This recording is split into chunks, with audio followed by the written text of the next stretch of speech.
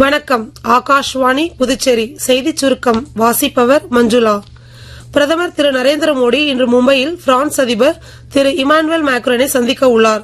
இந்த சந்திப்பு இரு நாடுகளுக்கு இடையேயான பல்வேறு துறைகளில் ஒத்துழைப்பை வலுப்படுத்துவதுடன் உலகளாவிய வளர்ச்சிக்கும் வழிவகுக்கும் என பிரதமர் திரு நரேந்திர மோடி நம்பிக்கை தெரிவித்துள்ளார்.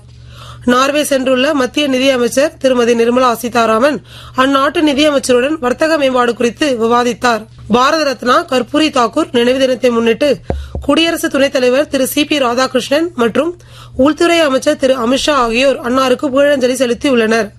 புதுச்சேரியில் இன்று துவங்கி நடைபெறும் 10ஆம் வகுப்பு சிபிஎஸ்இ பொதுத் தேர்வை மாநிலம் முழுவதும் 37 மையங்களில் 5638 அரசு பள்ளி மாணவர்கள் எழுதுகின்றனர். இது தவிர சிபிஎஸ்இ பாடத்திட்டத்தில் இயங்கும் தனியார் பள்ளி மாணவர்களும் இத்தேர்வை எழுதுகின்றனர்.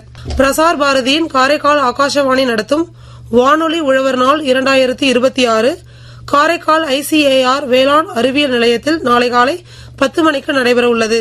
இந்த நிகழ்ச்சியில் காலை 9 மணி முதல் விவசாய விளைபொருள் மதிப்பு கூட்டல் கண்காட்சியும் நடைபெறுகிறது.